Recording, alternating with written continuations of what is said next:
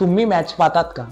तुमच्या एका अट्रॅक्शनवरनं कोणीतरी लाखो रुपये कमवतं आणि IPLच्या एक सीझन म्हणजे कोट्यावधी रुपयांची उलाढाल. पण हा पैसा येतो कुठून आणि हा पैसा जातो कुठे? IPL हे फक्त क्रिकेट मॅच नाही तर मनी मेकिंग सिस्टम बनला आहे. पण ते कसं? चला आपण थोडक्यात जाणून घेऊ. 60 Kolkata. Congratulations.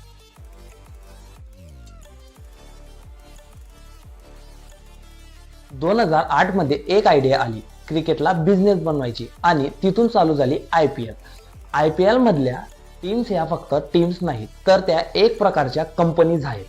पण कसं काय?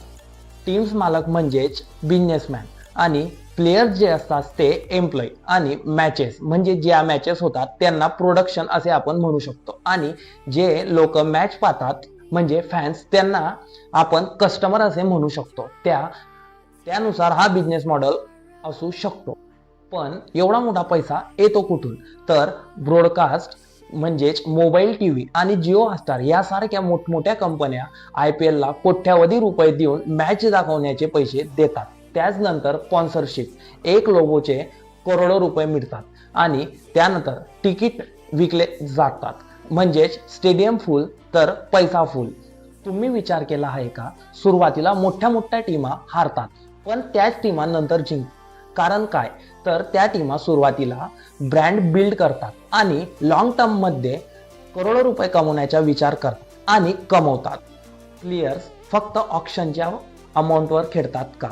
तर नाही, ते स्वतःचा ब्रँड बनवतात. म्हणजे ते फक्त सॅलरीवर न खेळता ॲडव्हर्टाइजमेंट करून इंस्टाग्रामवर पोस्ट करतात आणि त्यानंतर तिथून सुद्धा त्यांची इन्कम चालू होते. तर IPL हा फक्त एक खेळ नाही तर इन्कमचं साधन आहे आणि ते एका सीझनमध्ये 10 ते 20 कोटी रुपये कमवतात आणि 2 महिन्याच्या खेळामध्ये आयुष्यभराची कमाई करून घेतात. म्हणून लक्षात ठेवा, तुम्ही मॅच बघता, तुम्ही एन्जॉय करता, पण कुणीतरी तुमच्या अट्रॅक्शनवरनं पैसे कमावतं. IPL हा गेम नाही, हे पैसे कमवण्याचं एक सोर्स आहे. जर तुम्हाला हा व्हिडिओ आवडला असेल तर लाईक करा, शेअर करा आणि सबस्क्राईब बटनवर क्लिक करायला विसरू नका. कारण आपण इथं क्रिकेट नाही तर पैसा कसा बनतो हे समजतो.